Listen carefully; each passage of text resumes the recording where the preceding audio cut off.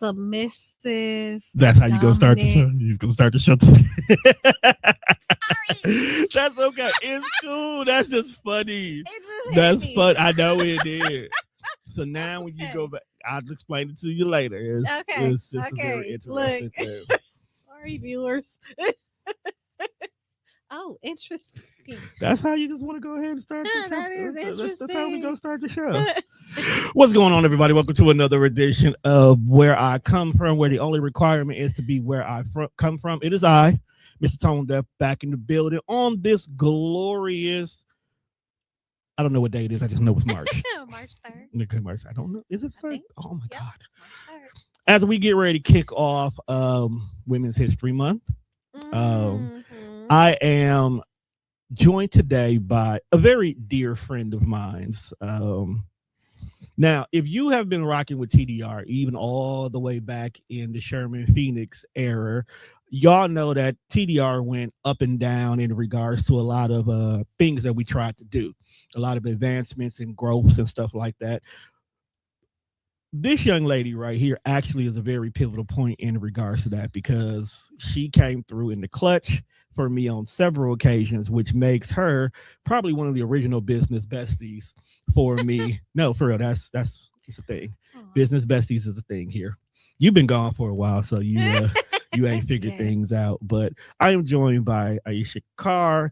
You may know her as a member of the board of directors for the Milwaukee Public Schools. You may know her as being unnecessarily controversial. You may know her as the individual who was, what was that you were working on? The feasible studies? Oh, feasibility. Yeah, feasibility study. 4 day, 1 day. 4 day, 1 day. Yeah, 4 day, 1 day. 4-day school week. Which I still think we should do this. Now that I got two kids that are fully integrated into school and literally watching how going to school affects them both physically, socially, emotionally, mentally, I really feel like 4x1 would have worked it perfectly. We need it. We definitely needed it. And we're not going to talk about the school board right now, because definitely I think y'all should go back and revisit that right now. I'm just saying. But you know what? We should. We said we was going to do that. We are. I'm going to go ahead and open up a school. And that's how my kids are going to go to school. Yep. Kids will go to school on Monday, Tuesday, Thursday, Friday. Yep. And Wednesday is optional. But if you do come to school, it's going to be more activities than anything. Or work placement. Well, that for the high schoolers, yeah. Put them in even middle school. Give them some hands-on learning. I think that's where I'll give them more activities. I think I will want to cultivate their creativity more so. Absolutely. In the middle school area, because that's when they start to figure out what they want to do. Because, they always taught us if you were going to go to college, you got to start prepping in like the 7th and 8th grade. But college is not always a thing for anybody anymore. No. Like there are so many small businesses and entrepreneurs and trade and tech people out here now that we should literally push that as a narrative, as a viable option. Absolutely. Absolutely. Little Billy don't like sitting in class all day. So what makes you think he's going to want to sit in class in school? But if you have him go to, let's say, MATC, where he's learning a craft that creates a career for him, you're allowing little Billy to have more control over, where his life goes. Like, I'm not saying going to college is a bad thing, but college ain't for everybody. I tried 3 times. I'm literally 16 credits away from an associate's degree in my late 40s, and I still don't want it. I don't want it. I don't want it. I don't want it. I owe less than $10,000 in student loans. And I actually thought I was done until like this random student loan came out of nowhere. And I was like, we made this arrangement. We paid it all off. We took care of everything. And it's like, nope, this one wasn't part of that package. This was somewhere else. Like, wow. Let me find out this is actually somebody else's loan. Yeah. And you just gave it to me. Really expensive. It's expensive for no reason. That's why I'm moving to Japan. Yeah. Cognizant of that before you. Everything is free. Because you'll be paying a mortgage forever, but you'll pay that off before you pay your student loans off. Exactly. Yeah. Oh, and that's crazy. It is. That's crazy. because I work in a career field right now where all I do is sit and watch people save their money. Like being in the mutual funds area and watching how generational wealth is being built by just simply putting your money up. People are not touching their funds. They are literally, I've had some people that completely forgot they even had one. And it's thousands and thousands and thousands of dollars in there. And all they really did was back in the late 90s have like $50 come out their check. Yep. Oh yeah. All they did was have $50 come out their check. And they looked up, it's like, oh, okay, I got $80,000 in here. I'm like 80,000 what? Because with it being the mutual funds, they're stocks that are kind of controlled. Yeah. So if the stock grew, your money grew. So you may have originally only put in total maybe $9,000 in there. But because you never touched it, it turned into 80. I got $1 million clients. Like they got buku money in there and they still putting money in there. I found out today that another trick that people do with generational wealth, especially when it comes to kids, is they'll open up these education accounts. 529 plans. And they open up these education accounts, and then if the kid chooses not to go to school, they just roll it over to the next kid. Oh, okay, you're not going to school. Well, you can go to school. Oh, well, you're not going to school. We'll keep it for 30. You have kids. Okay, we'll roll it over to your kids. Like, it just keeps rolling over to the point where finally one decides to go to school and they take the money out for school. They may be sitting at $100,000. Oh, I'm familiar. I had an account for my daughter. See, smart girl. So let's go ahead. Let's talk about you. The last time me and you sat down and had a conversation was in 2022, 2023. Ooh. Yeah. It's been that long. Yeah. It's been that long. We initially did our regional interview here on Where I Come From, which is where we first built our friendship at. Then you came in and you did your feasible study conversation. And then you did your own live town hall. Yep. And then life was life, and then it was just I maybe made it look good. Oh, you definitely did. took the attention off of the life-and. So what has been up with you recently? I can answer that in so many different ways, but I'll stick to what many people know. I've been fighting, or I was fighting felony charges and some very I'd say heinous, malicious, very just wrong. So wrongful accusations. Okay. Yeah. So let's start with the first one that put you on a lot of people's radars, the school board situation. Yeah, all of it was school board. It was all school board. If we're being honest. It was. Even the second. Right. The very first one was you not living in the district that you were representing. Yes. I was accused of not being where I come from. Yes. Yep. And I thought that was very, very funny because I didn't really think that it should matter. In my personal opinion, as long as you're within the realms of your district, I feel like it should be okay. I know for a fact that I personally know aldermen and superintendents and people who did not live in the areas they represented. Okay. So for you to be under scrutiny, and I think if I'm not mistaken, you moved because of your dad, right? Why were you not in the same district you were in though? Well, clarify that question for me. Okay, so I forgot I'm talking to a political person here. No. So, like, were you first and foremost, were you really living outside your district?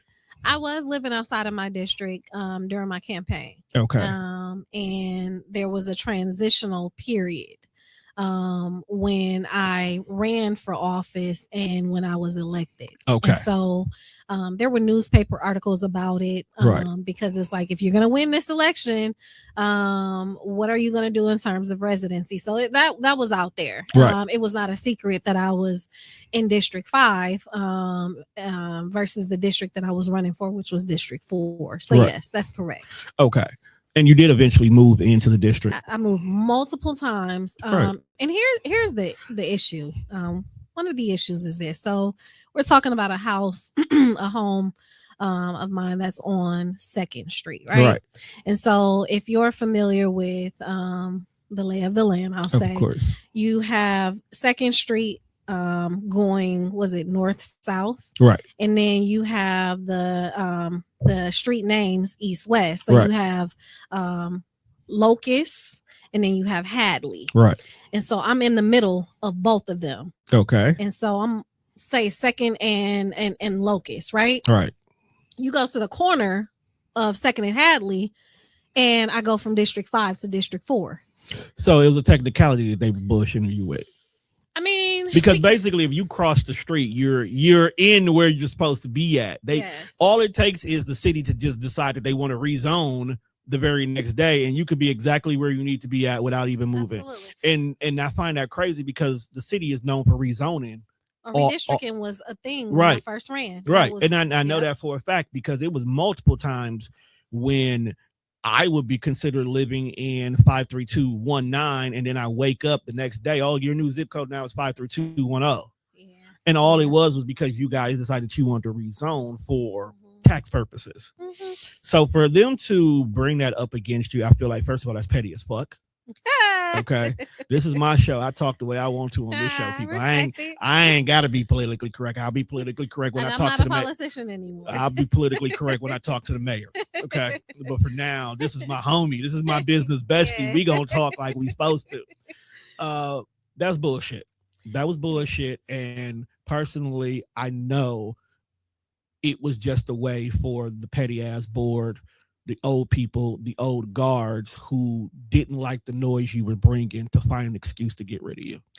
Absolutely. One of the things that came up that a lot of people, just information people were privy to when the news broadcast the story or aired the story, they were talking about, cell phone pings, cell phone tower. Yeah, I remember all that. Here versus being where she said she was. And it's like, well, I'm moving around consistently. But the fact of the matter is, when I ran for office, I think that the end of that year or the following year, we were going through redistricting. Right. So our maps were changing. And so at any given moment, I could have been in District 5 and then been in District 4 or District 3. Exactly. It depends. And we as a board decided what maps we were going to go with, which changed some things, which gave me the majority of the schools and gave me a broader population that I had to serve. Right. But it didn't change the residency piece. The interesting part, when the media aired the district attorney's investigation, they were talking about cell phone tower pings. And it's like, well, if I cross the street, I'm in District 4, but you're saying that I'm not where I'm supposed to be. You really don't know where I'm at, but you're going based on this data.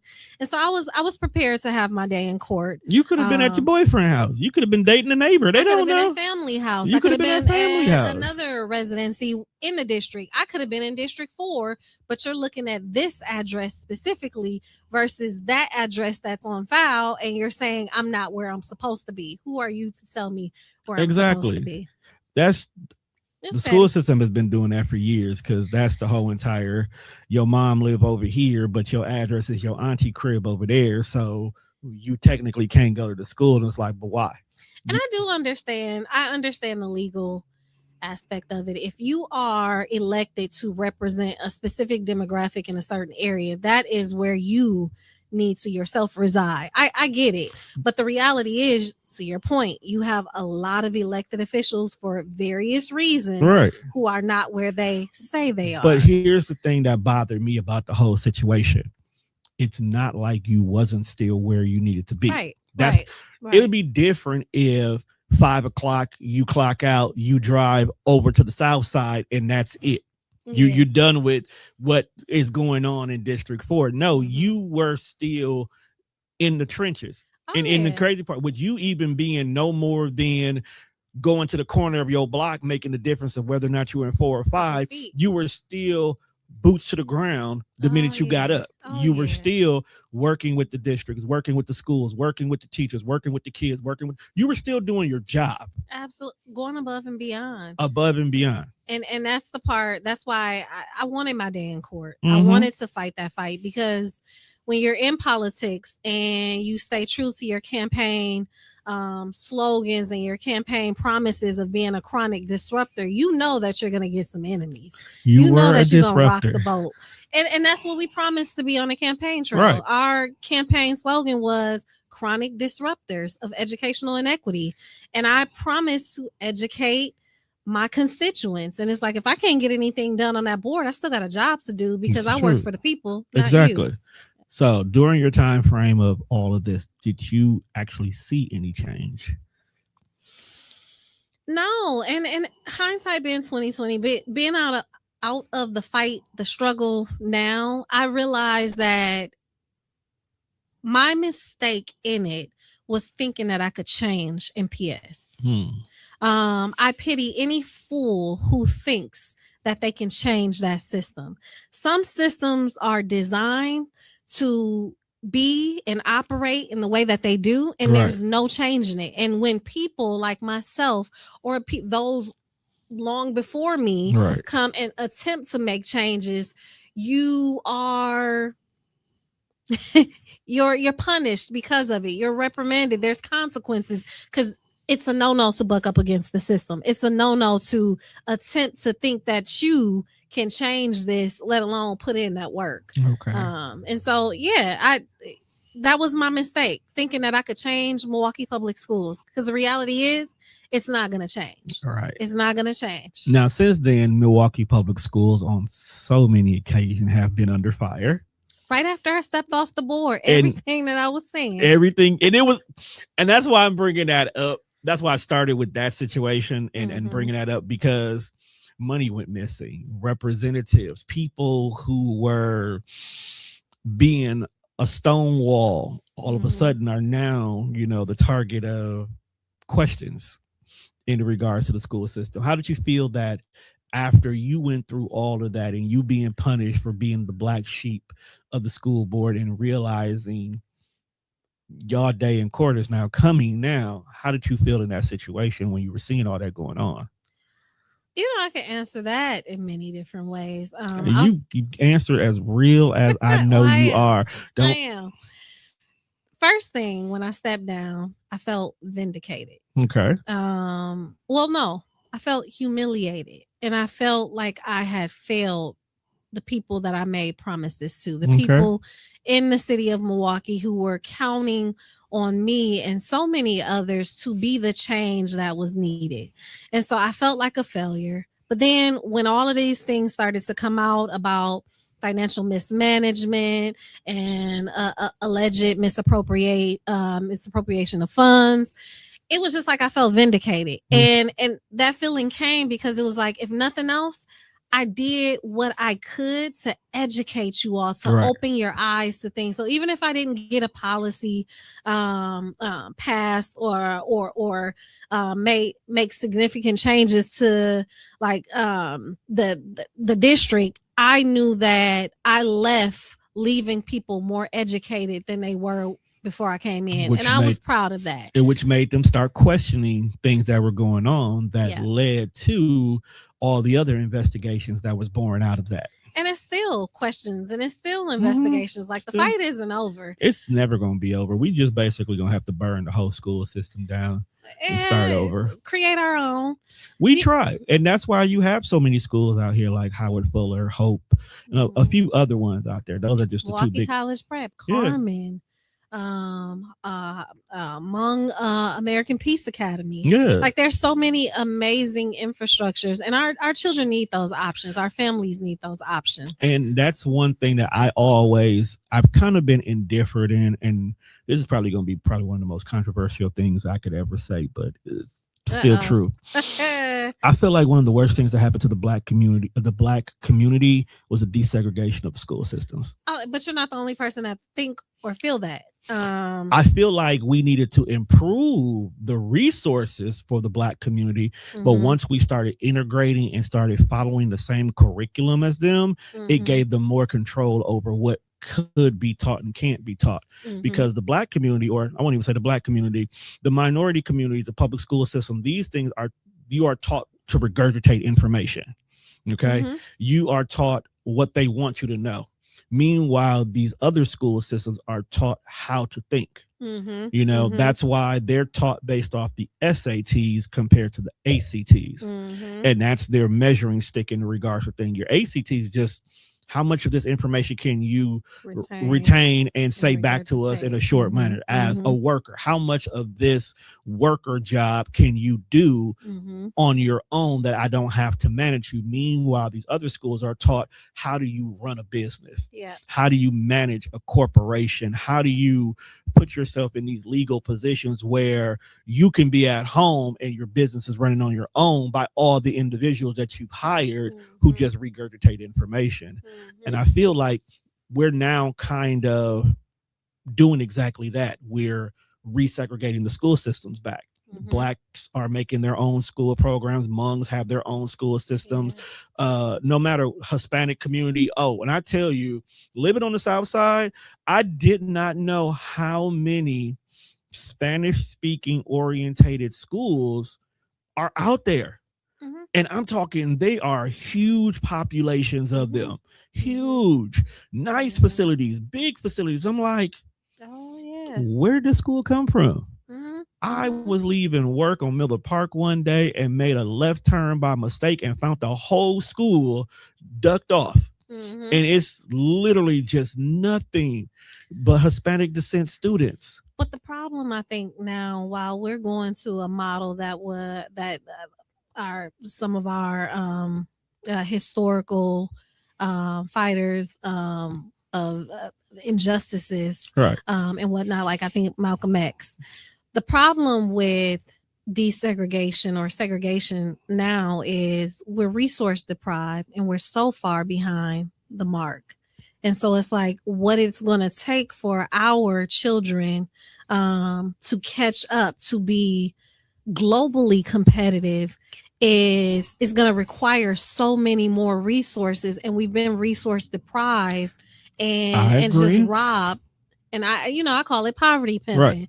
I agree with you, but I feel like now we have more access to things. We just got to sometimes just change what we use things for to make it better. I'll give you a prime example. The biggest controversy right now when it comes to most of social media, other than little orange dude being stupid, is AI right now. Artificial intelligence. Okay. AI right now is a real big deal to the point where the community itself is divided on it. You have some people who stop using AI, it's killing the planet. Meanwhile, you got other people who are running whole businesses on the back of it. I'm an example. AI is integrated in my business on so many levels that something that I normally would need 8 to 10 people to run consistently now only need 4. Yep. And it's not that I don't want to hire 8 to 10 people, but if I hire 8 to 10 people, I need you to do more skill level things. Yep. Let this AI automation do the bulk of the work for us. And because of this, we can utilize these same tools to be better for our children. Absolutely. Instead of teaching our kids how to make memes and make cool pictures and alter the way they look so they can go ahead and fit the mold of an image that society wants you to be, let's teach them how to properly program with it. Absolutely. Let's teach them how to research and go deeper to find the truth in regards to it. Do you know right now one of the fastest growing industries is AI management and AI consultants? I could literally go right now and go online and put my resume as an AI consultant and walk off with a 6-figure job. And all I'm doing is teaching other people how to properly use AI. Yep, absolutely. I have a friend who's like dominating the game. Shout out to Carrie Phelps, but she's doing amazing work with the AI consultant. Yeah. And I mean, she's taught me some things that are just mind blowing. And it's like, how do you work smarter, not harder? How do you scale Right. at an expedited rate? How do you save and front load or delegate through technology and not people that you actually have to pay? Like Right. AI is taking over, and It is, it's and it's not amazing. going anywhere. So I don't know Mhm. why everybody's fighting it. Just go ahead and accept that Skynet will be here soon. And if you give yourself value now, they'll keep you alive when the Mhm. machines uprise. But no, and I feel like this is a lane that our the younger generation can easily slide into right now. They're already doing it. They're And I know they masters are. of it. And that's what I'm saying. So maybe when it comes to our community, let's not try to be like the Joneses, but let's create our own lanes over here for the Douglases. Absolutely. You know? And it's unfortunate because if only our school systems, our K through 12 systems adapt that mindset, imagine the success and the advancement Right. and the progress that our students would demonstrate. Like one of the things I think about when I think about our American educational system is how far behind we are in Right. comparison to Oh my God. other It's not countries. even funny. And we keep being beat at our own game. We have the resources, we have the access, we have the advancement of technology and everything else, but yet our children continue to be so far behind. And it's like we need our systems to adapt to the times. We need our systems to catch up, We need our systems to reset. Because reboot. even when you look, let's talk about other cultures.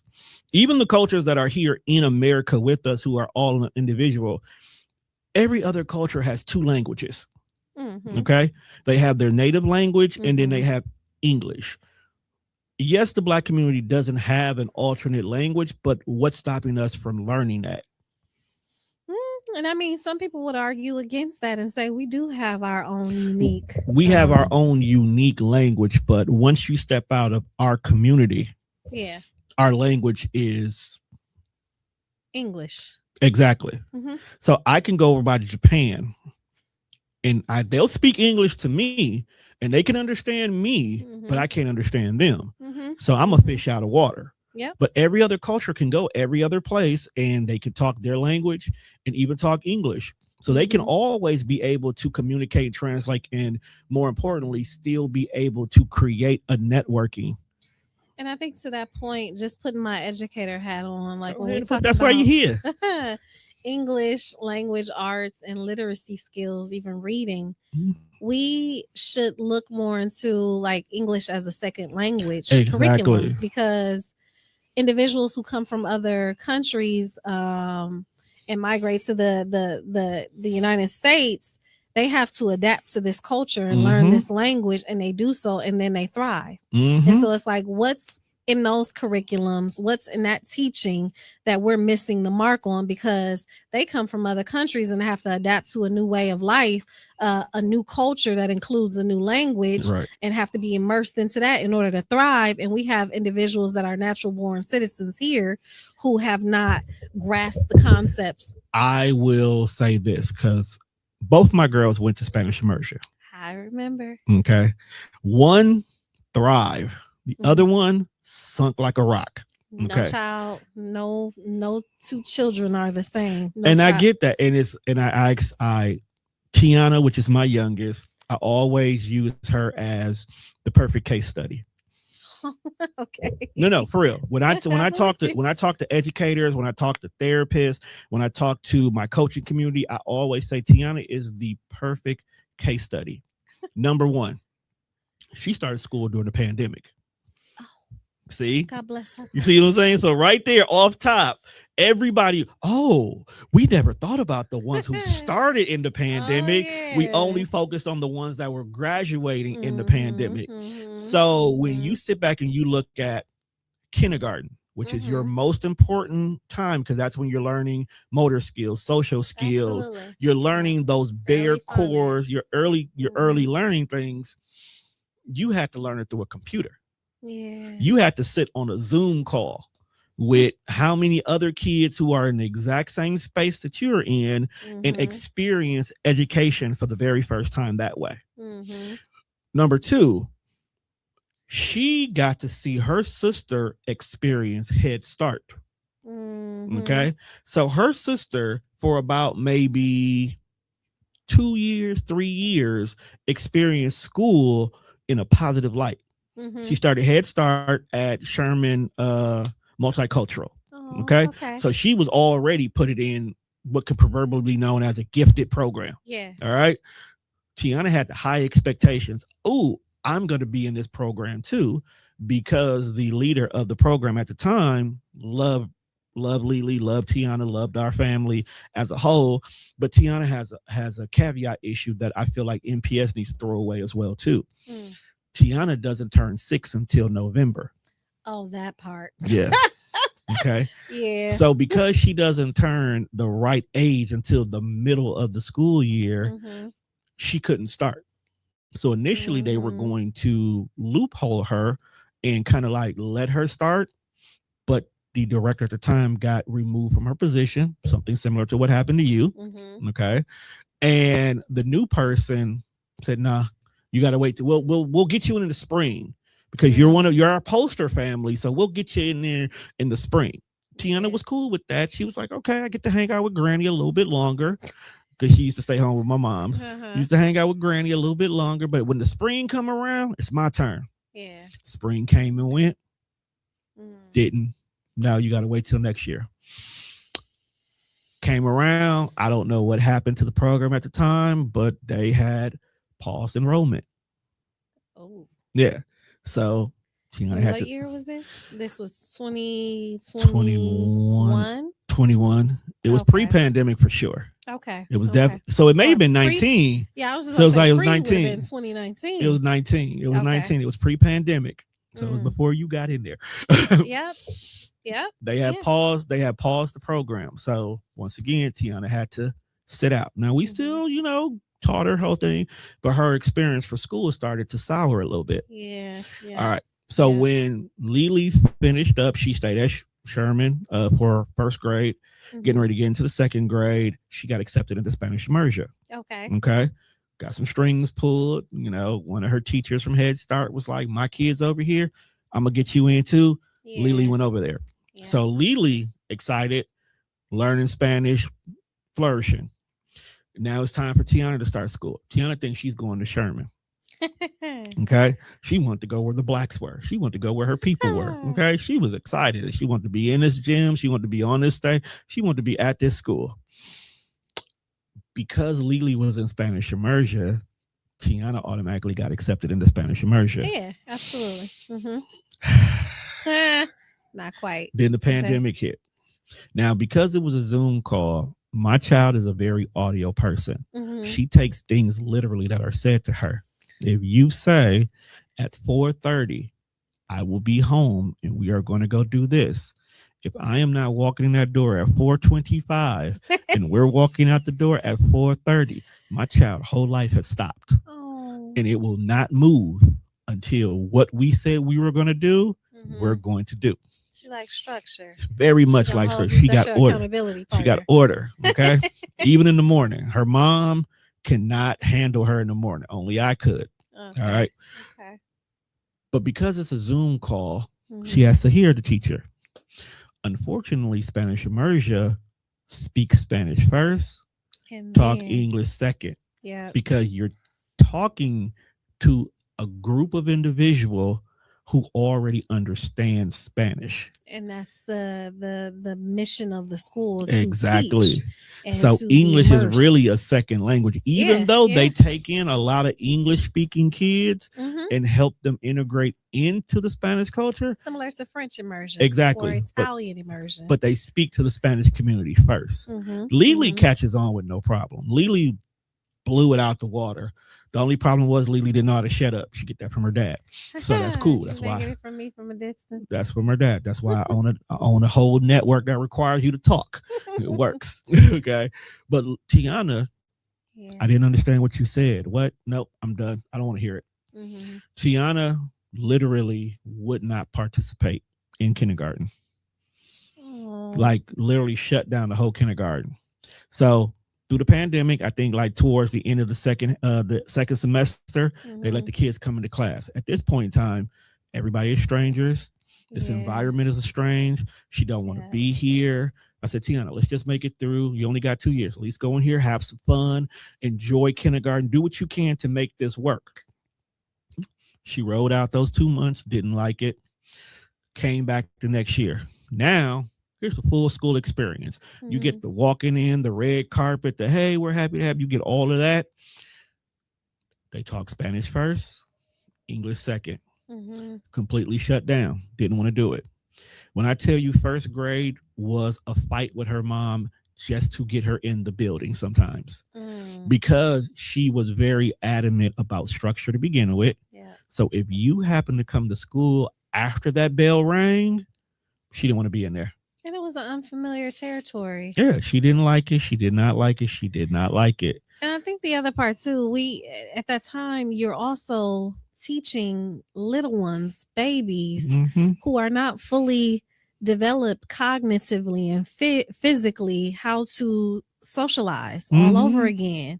And so it was a significant disruption. It was a big deal. Now, when it came to her learning process, if she's at home, she's talkative, she's smart, she's active. It was the norm. So another year later, second grade, she's still there. We like, Tiana, just come on. Just if you make it to this time, you're in the same building as your sister now, because Spanish immersion had 2 separate buildings. So now you're in the same building with your sister. You're around your sister. You got your classmates. You make the friends. She went through the whole entire second grade without saying a single word when she's at school. Not a single word. They thought something was wrong with her. They thought that she wasn't understanding the curriculum. They were literally giving her kindergarten-based work to make her do work. What they wasn't understanding is when you were giving her kindergarten work, she was feeling disrespected now. Why are you giving me this simple little stuff? It's like making me read Run, Jane, Run when I can read Hamlet.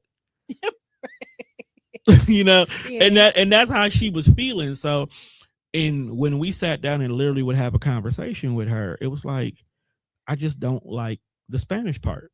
So third grade, tried to talk her mom into letting her go to a new school. It's like, come on, I'll go find a school for her. Right. Third grade, her mom let her stay there one more year because Lily was in her last year there. Okay. So because of the age issue, they're 3 grades apart instead of 2. Yeah. Okay. Yeah. And that was another thing. She didn't like being the tall kid, the oldest kid. And so you don't talk, you don't understand what's going on because the teacher's talking Spanish first. You shut down. You don't want to socialize because you wasn't taught social skills. The only person you ever hung out with is your sister. So you don't know how to hang out with people who don't speak Spanish outside of your sister. You are a fish out of water. And this is a very awkward situation. And it's making you depressed. Yeah. So I was like, you know what, Tiana? I'm putting you in a whole new school.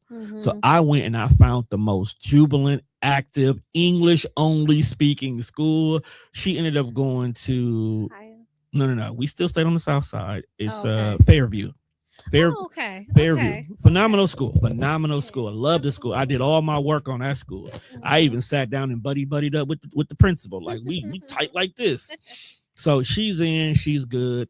She started off okay because she's like, okay, I'm in a school and moved. She hanging out with the middle schoolers, right? When they go on recess, then all of a sudden one day she just shut down. Didn't want to go there no more. I don't like it. I don't want to be here. Are you being bullied? No, I'm not being bullied. Do you not want to socialize? No, I don't want to socialize. So for her birthday, because her birthday is in November, she was like, hey, Tiana, you want to throw a party? It's like, yeah, I want to throw a party. You want to invite all your classmates? Yeah, they can come on. Okay. And so I was like, okay, so it's not. So I'm thinking, it's like, no, it's not that. And we ended up having it at Sky Zone. Her whole class came. Aww. I was surprised because I know my baby. She don't like people. Okay. So for her whole class to come and they was there and they won. And when I tell you, she stayed about as far as I am from the rest of the class. You would feel like someone told her all of them got COVID and she stayed away from them. Like she did not she did not want to interact with them or nothing. And it was one particular girl in her class that really, really wanted to be her friend. And after it was all said and done, I sat down and asked her, like, what's going on? She's like, this is too much. She's like, this was overwhelming. It's like, social anxiety. Yeah. So she has very high social anxiety. Yeah, So we that made it. Skyrocketed during the pandemic. It's like all this. So I said she's a perfect case study. So I sat down with her and I was like, what do you want there? Because we got to find out something. Like at this point in time, Tiana, you can't keep shutting down. You can't stop this. You're going to fall behind to a point where it's kind of going to be hard to get you caught back up. You got to learn how to be a people person, because only psychopaths stay to themselves. You know, I keep it realistic with my kids. And she was like, Daddy, I want to be homeschooled. I was like, you got to earn homeschool. It's like, what do you mean? I was like, you got to ride this school year out. Give me your best effort for the rest of the school year. And if you can give me your best effort, when I mean you genuinely are going to class, you are being active, you are trying to participate, trying to make a friend, you give me all that, I'll give you homeschool. I love that. I love that you gave her that option and took into consideration what she wanted, because a lot of us parents don't. I'm very, very different with my kids. One, we came from the generation where our parents worked, was always gone, and physical discipline was the number one action. Oh, you are to be seen and not heard. Right. And a lot of times I have girls, so I can't never not hear my girls. Because niggas is weird. not niggas. Yeah, like niggas is weird, and the last thing I need is for my girls to be put in a situation and they don't feel like they can come to me about it, to the point where that person manipulates them. I don't ever want my girls to feel like they can never be honest about anything with me.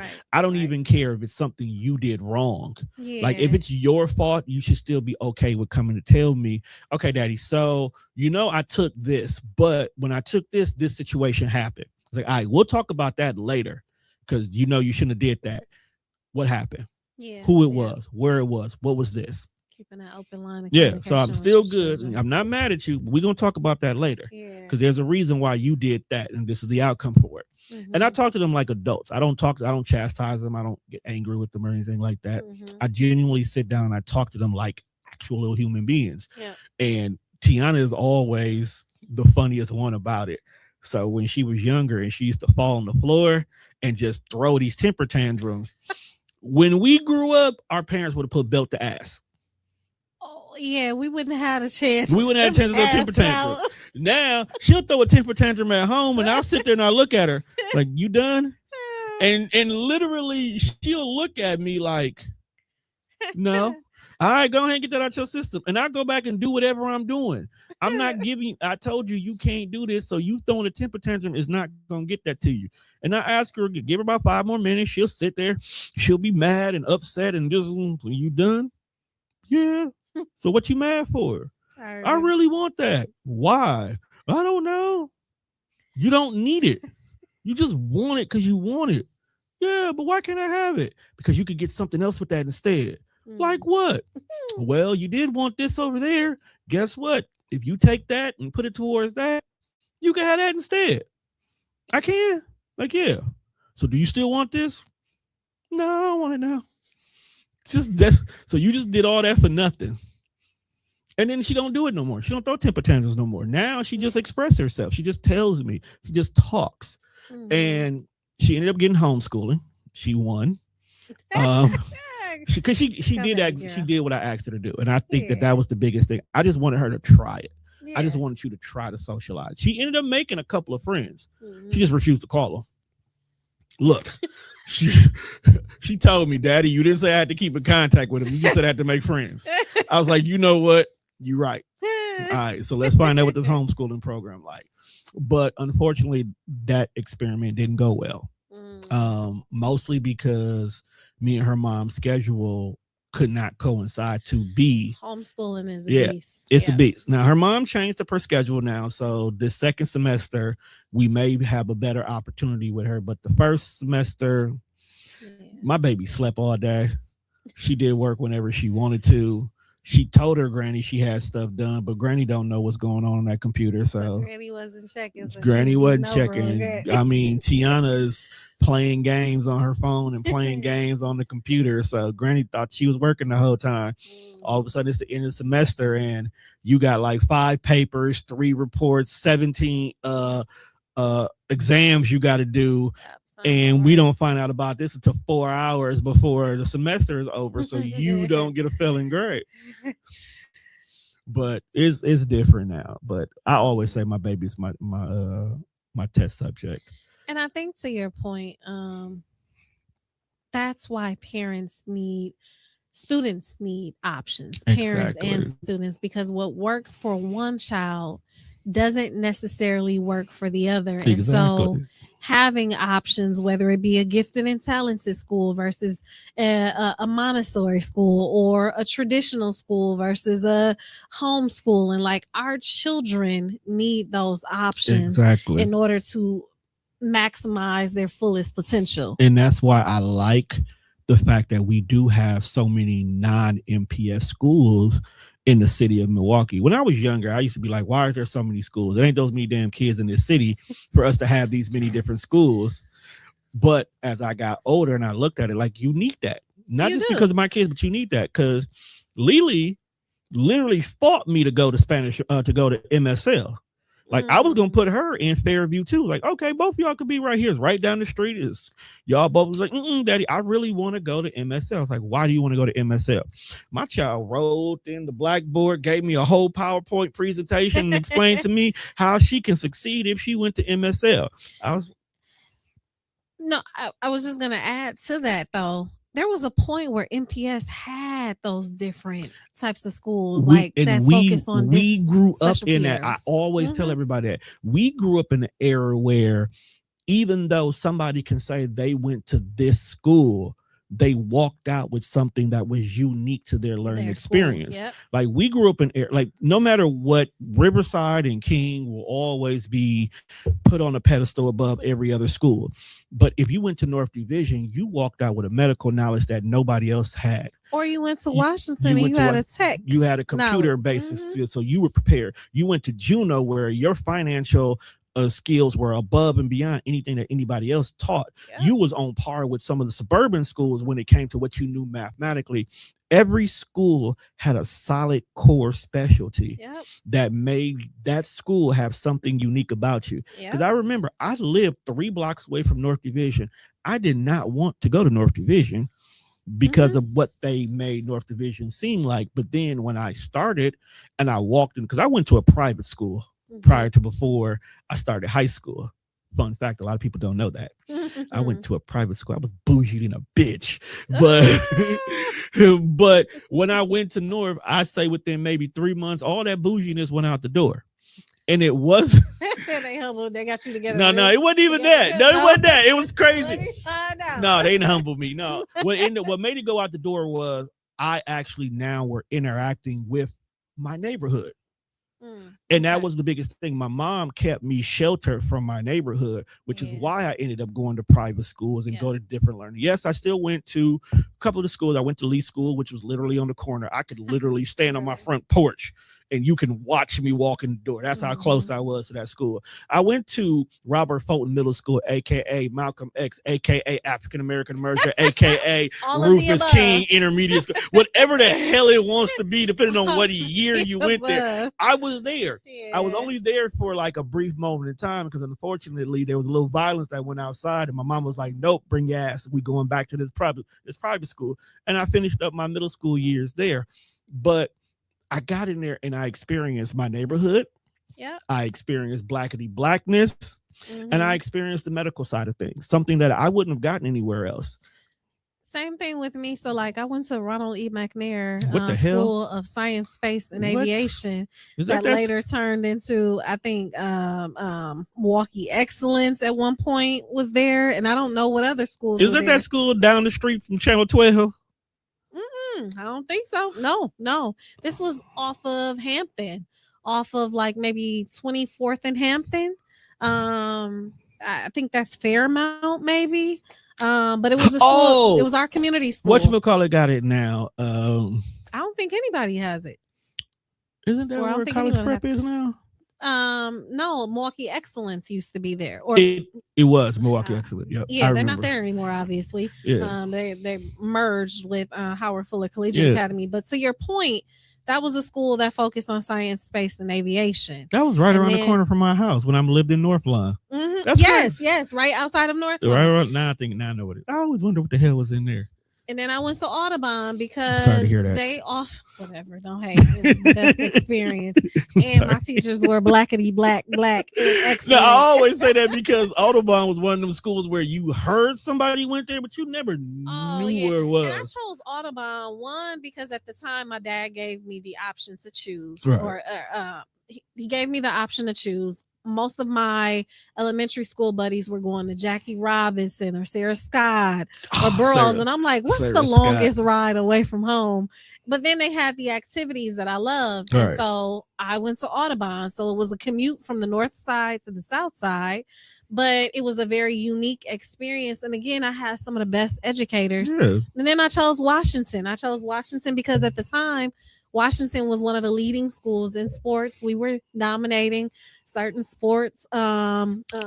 Yes, we were. Washington was one of the best. It's not even that. It's the fact that you went from Audubon to Washington. Like, that is such a culture shock in not a bad way.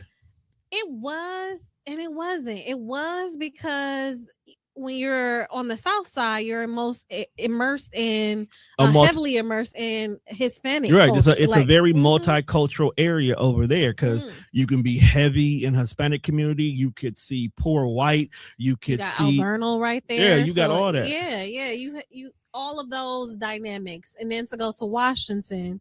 You had sports, and that was the focus, but also it was a school that focused on information technology, and so it was a specialty school back then where it was almost like choosing a major. Showing our age on the low. But you know what? It was a great time to be around. It was a great time. I always tell everybody, especially when I let people know that I go to North Division. It's like, oh, you went to North. I could tell. It's like, no, you can't. Devil. You can't tell because one, the part of North Division that most people don't see or don't know about is the positive stuff that they won't talk about. Yeah. Like, they won't talk about the medical prep. They won't talk about the track team that we had that went state with only 6 people, and I was one of them, and stuff like that. They don't talk about the things that are good. They don't talk about how they're helping the community and all those positivities that are going on there. You only focus on the fact that Marshall, Custer, and North Division was the dumping ground for the kids who they did not want to try to save.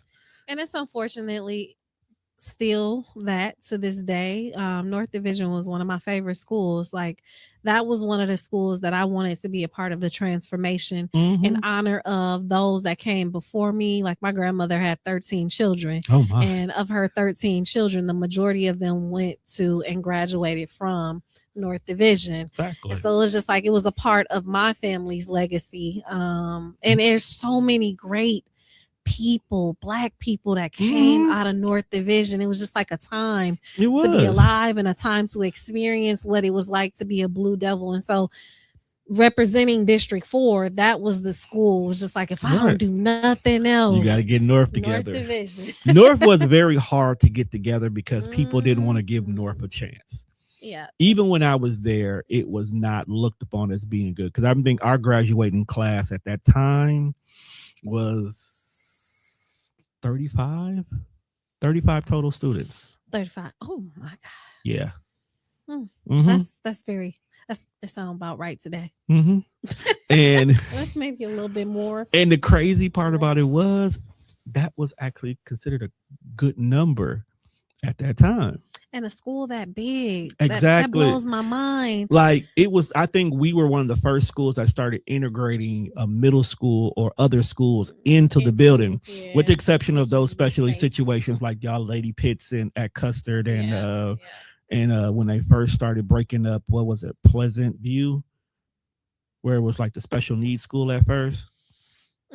So, because it used to be one over there on the corner of Fond du Lac and Capitol. That school right there used to be a special needs school, because that's where my baby brother ended up going when he first got diagnosed with autism. I know Ginsland and is the then school and that's what now. the other one. That's the main one now because they eventually built that one up to be the special needs. But for a while, they were just popping them in different places. Like, here, you can occupy this space for a while until we get something permanent for y'all. But North was big, and I love the fact that it was one of the newer schools, and it was one of the original high schools. A lot of people don't know that. A lot of people don't know that North Division, South Division, Riverside, Lincoln, West Division, also known West as High Division, School of the Arts, were the 5 original schools, high schools. Everybody else came later. So when North got redone, because I seen a photo of old North, I was like, ooh, I could never go there. And North Division is one of the most beautiful, to me, in my opinion. North Division and Washington are two of my favorite buildings for so many different reasons. But you walk into there, it's like murals, specifically North. You see just the history laid out. You see blackness everywhere, and it just made you feel pride. Exactly. Very proud to be Black in the city of Milwaukee. And then at the time, the neighborhoods were thriving. It wasn't that I would say that narrative of the 53206. This was before gentrification, when Black families were thriving. This was back when home ownership actually was a thing. There you go. And that's literally what it is. When they started giving renters the opportunity to have something better for cheaper, as long as you went somewhere else, home ownership went down. Nobody wanted to keep Big Mama's house because the cost to keep Big Mama's house repaired was more than it would have cost for you to pay the $600 rent for this 2-bedroom if you moved out to Brown Deer in the Meadows. Not realizing that it's all an experiment, social, economical experiment. Because when I tell you, I periodically would go back to my old neighborhood.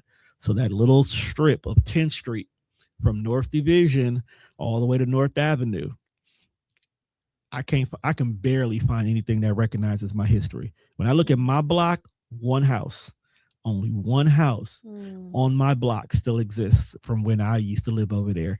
And that's only because it's owned by a former superintendent.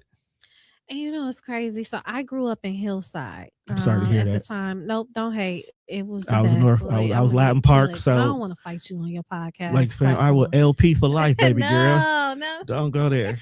Latham Park, though. That was LP for life. Yep. So we were there and Hillside. But just to speak to my representation in District 4. I grew up there. That was all that I knew, and that's the heart, in my opinion, of District 4. But it was a different time. It was a different community, different culture, different type of people. And unfortunately, that's kind of faded and have become a distant memory. Yes, because Latin Park does not look like Latin Park anymore. It doesn't. It is Carver Park. Carver. I don't know who. I don't know who stays in Carver Park. Man, when Reader's Choice shut down, I was just like, I quit. I'm moving, because it was staples in the community that all of us Black children just had to look forward to.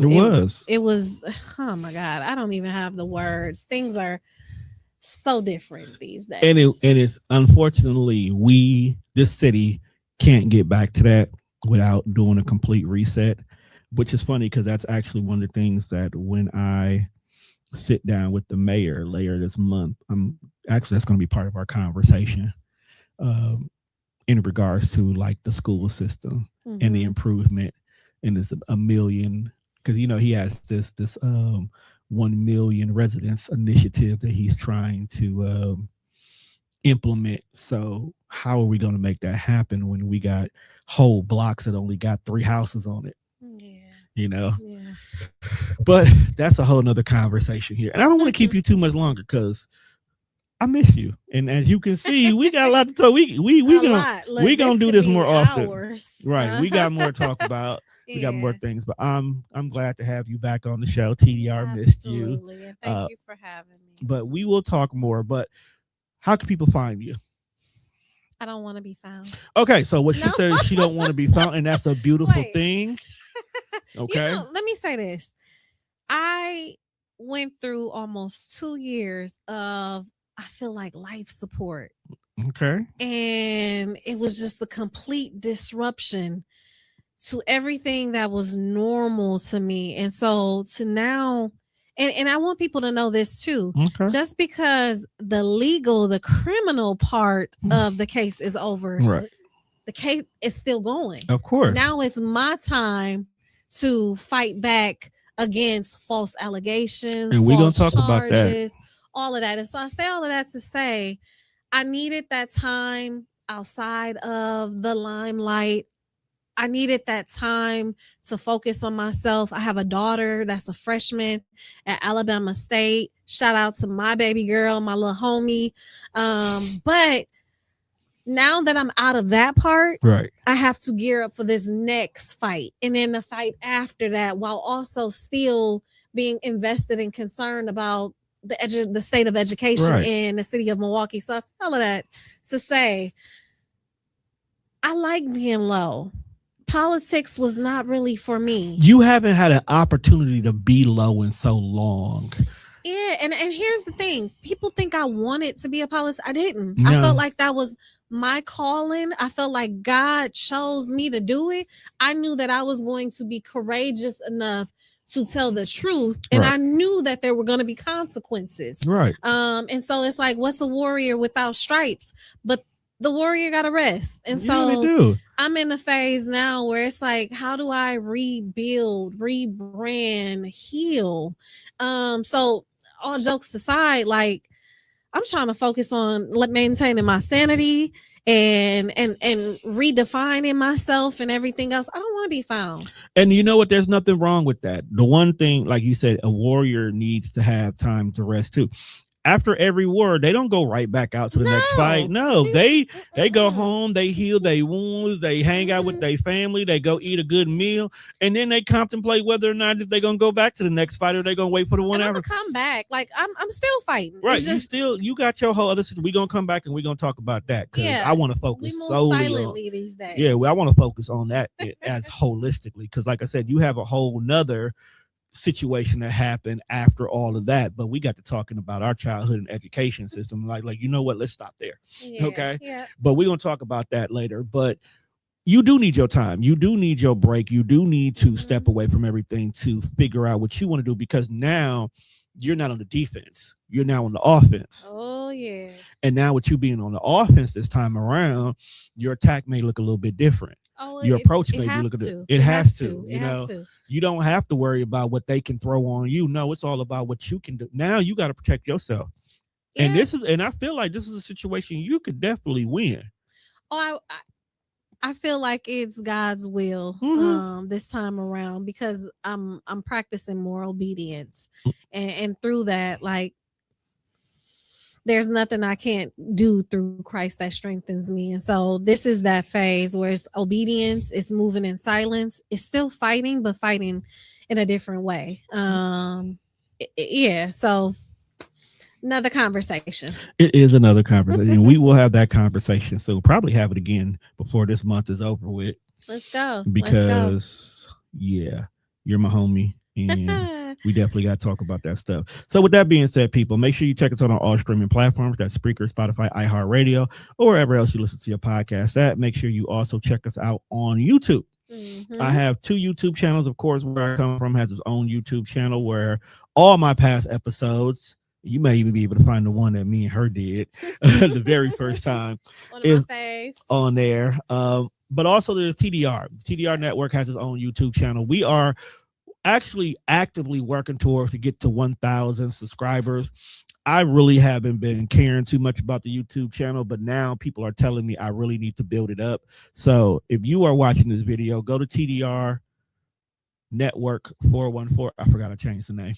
TDR Network 414 on YouTube, and just like, share, and subscribe as well too. When I tell you there are so many episodes on there from all the shows I've ever done.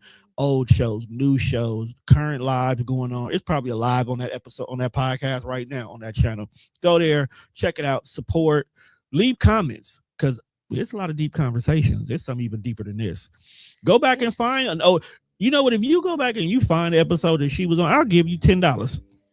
Well, make sure y'all share it with me. I'm gonna send it to you probably before this week is over. It's out there. That was one of my favorite podcasts. That was one of my faves. That's when we became besties. I so appreciate you for giving me access and a platform to speak on the things that were really important to me.